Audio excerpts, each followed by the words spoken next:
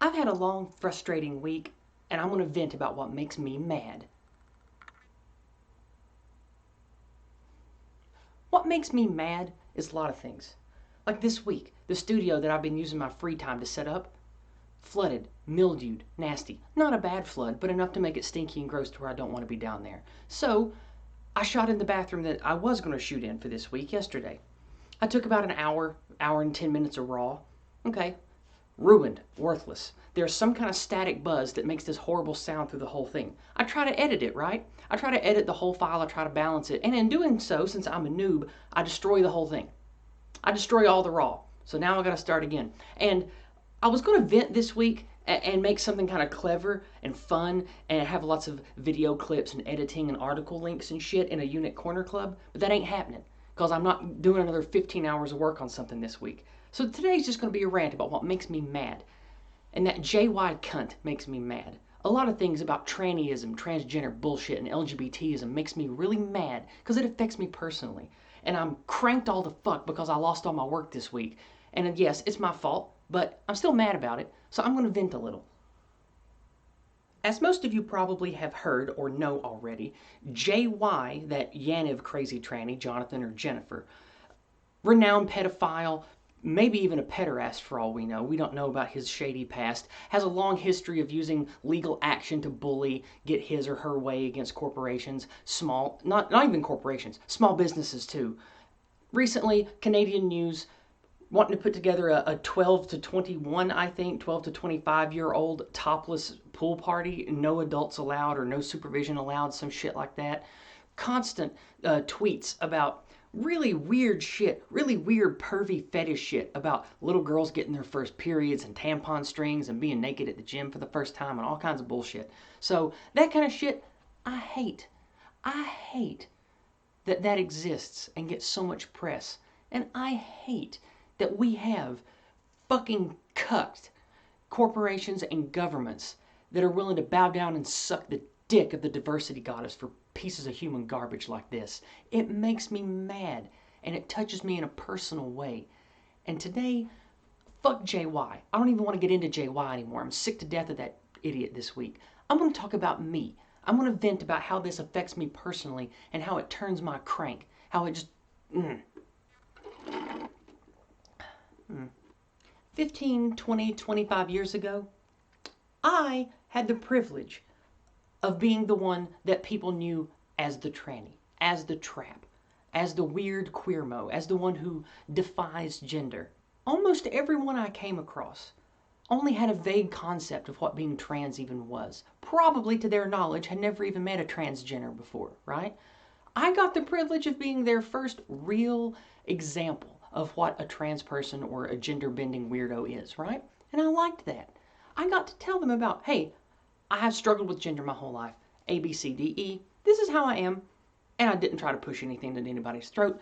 Didn't try to twist anybody's arm or make it political or try to bend anyone to my way of thinking or ideology. I grew up in a backwards hillbilly nowhere land. Then I moved a little bit up, not much of an upgrade, to a little bigger city, a big city of about 30,000 people, right? Still backwards, still conservative, still religious, very heavily Christian, and that was fine. I got along. I talked to people. I didn't make waves. I didn't browbeat them with any type of queer ideology or LGBTism. I had no trouble getting work. I had no trouble going to school. I had no trouble making friends. I moved around a lot. Between 17 and 26, I moved around a lot, went to several different states, a few big cities, Atlanta, Winston-Salem for a little while, up to Richmond, Virginia, around D.C. Didn't ever have a permanent residence in any of those places, but I didn't really technically have a home, so for a few years I was technically homeless even though I didn't live that way. I had a place to stay, and I constantly made money and had work, but I met people. I talked to people. Now we're still talking the early aughts now, okay? Late 90s to early aughts. Even in bigger cities.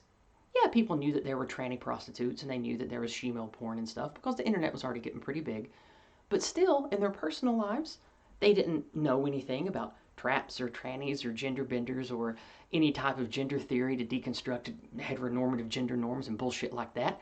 That wasn't really in the public mind at all, and it wasn't even being blasted on the internet. You had to go out of your way to go look for that kind of cockamamie intersectional shit. Anyway, I miss that. I miss getting to be in front of people and be like, hey, Look, it's me. You know me. I'm not a wackaloon. I'm not a danger. The point I'm trying to make here is what really turns my cranky about the JY idiot. You see a lot of that kind of shit now being pushed in LGBTism. Now, I know that the establishment of LGBT is rejecting pedophilia and the more out there fringe shit, but they're already starting to embrace alternate gender theory. They're already starting to deconstruct at a systemic level of the LGBT of. They're already starting to embrace radical feminism deconstruction. And what that means is bad for the rest of us that actually care about science and biology and normal society and having a functional family unit, that kind of shit. It works directly counter to it. Now, that's okay when it's fringe, and the people that want to indulge in that kind of thing keep it academic or keep it private. But the way corporations and governments are now, it's not private. It comes into the schools, it comes into the family, it's on the media, it's on broadcast television, it's on the BBC, it's on the CBC up in Canada. It's everywhere. It's even starting to infect America too. And it makes me furious because I don't get to have anything unique about my identity anymore. Not that I'm a special snowflake and want a pat on the head for it, but I'm sick and fucking tired of my health condition, my gender psych condition, whatever the fuck you want to call it, the problems that I have, the things that made me who I am, that I carried and I owned and I worked out on my own for years, and the hundreds of other successful, competent, non-crazy trannies that I know. We are all hurt by this cockamamie bullshit. Intersectionalism, identity politics, neo-Marxism, whatever the fuck you want to call it. It's hurting normal people. And yes, lots of trannies are normal people. We just have certain particular problems. Like, a person can be normal and be bipolar. A person can be normal and have awful diabetes or Crohn's disease or something like that.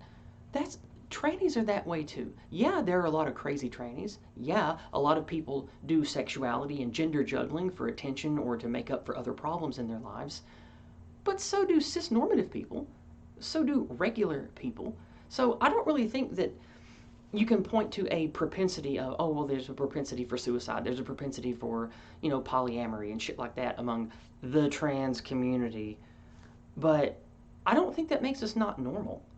We are a fringe group. And if you take away the underpinning of psychology, of biology, neurology, things that are starting to make sense about trans and queer people on the STEM front, you start knocking down that underpinning, then I am no different from a trigender dragonkin that self-identifies as God knows what on Tumblr and Twitter, right? How am I any different if you take all that shit away? I'm just another wackadoo in the bucket of wackadoos that don't fit the norm. And I fucking hate that. In a lot of ways, I am better than normal people. I have created and lost 2 businesses. I've made and lost a fortune. I have been a part of activism. I've been a part of helping create video games, of helping create activist groups in places that didn't have any. I've helped start a gaming store. I did all kinds of stuff across the country. I've lived in 8 different states. Okay, technically 7.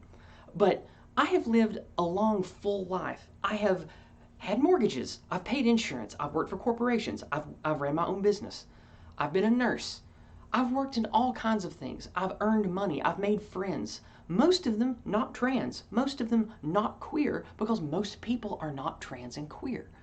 And then now here I am, angry and frustrated that where are the narratives in the media, in the clickbait media, mainstream television, being lauded by activists and shit on Twitter? Where are the stories of the thousands of normal, responsible, society and family supporting trans people and queer people out there that are full of rage and anger at all this psychotic bullshit? They don't give us a voice either anymore, do they? Okay, turn back the clock during the Bush years, during the GW years. GW. You got to see in Out magazine on, not Twitter wasn't around back then, but sites like Tumblr, MySpace was dying. I never really used it. But you looked at early Facebook, you looked at early message boards, queer groups, and you would see people that were trans, that were queer, and even the early days of non-binary people getting a lot of attention, having normal, successful lives. The stories were about success. They were about good things. They were about us weirdos, adapting and being normal and living healthy lives, fitting into society, not sticking out like a sore thumb or looking like we're wearing a furry suit every day or some shit. And I don't see that anymore. Then again, I don't really go looking for it, but in the 1 hour I spent today on Twitter and just going through Google and then going through DuckDuckGo, I didn't find anything that was a good story about a trans person or a queer person in the last 6 weeks of news. Not a single thing. But when you look for queer and trans this, you see stuff that, of course, is anti-trans, like, from the Federal Examiner or whatever the fuck it's called. You see anti-trans stuff there. You see people arguing over trans stuff. You see Meghan Murphy. And it's identity politics has made everything about the unique psychological and biological problems I have into just this political morass of bad think and argumentative petty bullshit. And it's not that I want to feel special or unique, right? I do that enough of that on my own. I don't need to be a trap or to be weird or to be intersex or to say that, oh, I've sucked 1,000 dicks or whatever to feel special. I don't need any of that to feel special. I have my art. I create. I'm funny. I'm smart. I like psychology and philosophy, and I love video games, and I love fantasy fiction, and I've probably handwritten 2,000 pages of adventures and new shit for Dungeons and Dragons, and I've written my own scenarios for Battletech, and I have things that make me me that have nothing to do with biology or neurology, nothing to do with what dick or pussy I want to put in my mouth. And I feel like that minutia is not important, and yet it's being made important. I needed to calm down. Anyway, the next thing I want to bitch about is politics. How often have you heard in the last 5 years the personal is political? How many times have you heard someone that is not a leftist say that? Hell, how many times have you heard anyone say that isn't on the internet? I've never heard someone say that to me in person. Have you? Moving away from personal being political, let's talk about the Overton window shifting so far authoritarian left with this poisonous cancer of intersectionality and identity politics. Part of it's corporatism, part of it's statism. A lot of it is actual neo-Marxism. And despite what ContraPoints and all you other leftist defenders want to say, we lost the goddamn Cold War. We fucking lost it. We have lost the plot when it comes to really embracing the American concept of freedom and libertarianism, actual liberalism. The people that get called liberals now today, they disgust me. They're not liberals. They don't deserve the fucking word. They're authoritarian brutes. They're angry children, stomping their feet and slinging mud until they get their fucking way. And it makes me mad because now I'm drug into it. The personal shouldn't be the political. You don't see many, if any, Christians or staunch conservatives marching around talking about, oh this, oh that, let me throw milkshakes, let me burn this shit down. The ones that you see marching and gathering together are people like the Proud Boys. Yeah, they're kind of violent. Yeah, they're kind of sexist or misogynistic in certain ways. Some of them especially. They probably wouldn't be a friend of mine, but they're not wanting to burn down buildings. They're not wanting to use authoritarian might and mob rule to make people think the right way. I can live beside the people that are like the Proud Boys. I can live beside someone who is a Christian conservative. Do you know why? Because they'll leave me the fuck alone. Because they like the ideas of American libertarianism, of what being a real liberal is. Despite conservatives wanting to say it, most conservatives in America actually believe in staunch liberal values. They just don't know the language to say it. They don't want to know what goes on inside my bedroom, and they don't want me to know what goes on inside theirs. And you can draw the same parallel to a fucking brain. I don't want to know what goes on inside their brains. They don't want to know what goes on inside my brain. They want peace, and they want productivity, they want health, and the right to pursue happiness, and all that good American shit. That's what they want. And that's what I want everybody to have too. I'm about to turn this into an argument about the Mengapa State, and I really don't want to do that because I sound like a broken record. So, the Mengapa State. I know I say it a lot, but it's a big part of the problem. For the last 60 years, we have seen a constant unification of big business, government, military contracts. Then in the deregulation era of the 80s, everything umbrellaed up, and now we have this almost unbeatable monster that I call the Mengapa State. You have elements within the Mengapa State that only care about money. That's most of them. Then you have some that only care about power. That's a lot of the ones that end up in the pockets of lobbyists. Then you have the middle tier of the ruling class. And this is where the real problem of neo-Marxism comes in. This is where the identity politicians, the intersectionality, this is where they take my who I am, the things I've had to overcome personally, the elements of my identity that I had no choice over, and they rape it over and over again, and they make it a slave, and they beat it, and they drag it out into Times Square to show its bloody wounds, to show their filthy cum leaking out of its orifices. That's what they do to people like me, and it makes me sick. It makes me sick that everything that I've built myself to be, I'm 40 years old, and yeah, I'm a suicidal mess half the time, but I don't think that's really any fault of my own, come to think of it. I think that it's year after year of beating my head against the wall and trying to make friends and trying to build businesses and make connections and do activism and reach others and reach communities and try to have peace and understanding, and just this constant rejection, just this adolescent stomping of feet, this cancerous neo-Marxism identity politics has ruined every avenue to happiness I've tried to take in the last 5 years. And it's taken community from me, it's taken work from me, it's taken family from me. I don't particularly have an exact angle of where I'm going with all this. I just needed to vent, and I've had a really long, frustrating week. The AC went out over the weekend, so it was 80 degrees for like 3 days. Inside, by the way. Then we had the mildew problem in the basement, and that's where all my shit was. So now I'm up here in the fucking attic. So I don't even know how well this video is going to turn out, but at least I can tell it's recording. I'm just mad. I'm just sick and tired of all this shit. If I can end on a positive note, it will be that I think we are going to pull through this. What little polling data I've seen on Gen Z looks promising.